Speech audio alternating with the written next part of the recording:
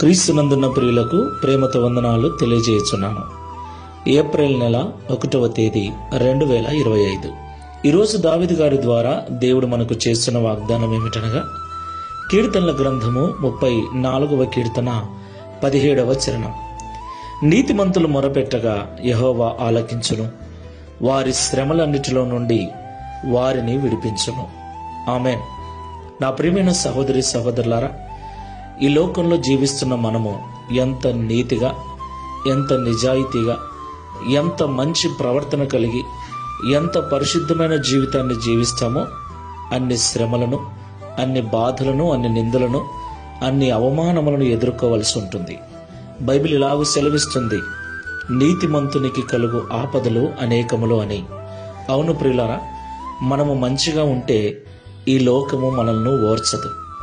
మంచివారి మీద ఎప్పుడు కూడా ఏదో ఒక విధమైన నిందను మోపి వారి సాక్ష్యము చెడగొట్టాలని సాతానుడు ప్రయత్నిస్తూ ఉంటాడు.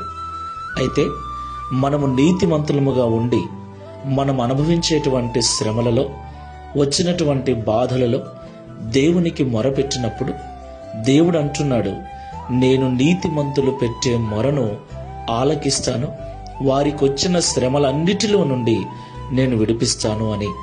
దేవునికి మహిమ కలుగునుగాక. కాబట్టి మాటలు వింటున్న ప్రియ సహోదరి సహోదరుడా, నువ్వు నిజముగా నీతిమంతుడిగా ఉన్నావా? ఏ పొరపాటు చేయలేదా? ఏ తప్పిదము చేయలేదా? అన్యాయముగా నిందలు, అన్యాయముగా బాధలు, అన్యాయముగా నువ్వు అవమానాలు అనుభవిస్తూ ఉంటే భయపడొద్దు. దేవునికి మొరపెట్టు, ఆయన తప్పకుండా ఆలకించి నీకు సహాయం చేస్తాడు. ప్రార్థన చేసుకుందాం. కృపాసత్య సంపూర్ణమైన తండ్రి, న్యాయాధిపతివైన ప్రభువా, మీకు స్తోత్రాలు చెల్లిస్తూ ఉన్నాం. నీతిమంతులైన వారికి ఆపదలు వస్తాయని, శ్రమలు, నిందలు, అవమానాలు కలుగుతాయని, అయితే వారు నాకు మొరపెట్టినప్పుడు వారి మొర నేను ఆలకించి వారికి వచ్చిన ఆపదలన్నిటిలో నుండి, శ్రమలన్నిటిలో నుండి విడిపించి వారిని ఆశీర్వదిస్తానని ఈ ఉదయకాల సమయంలో మాతో మాట్లాడినందుకు స్తోత్రాలు.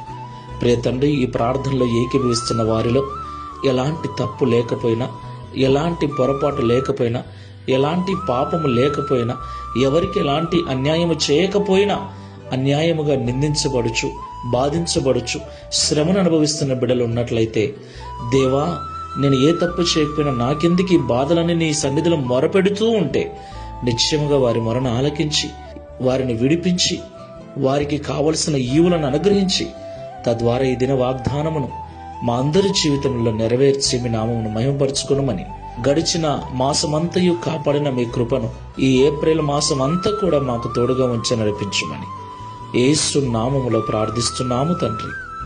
ఆమేన్. Praise the Lord. God bless you.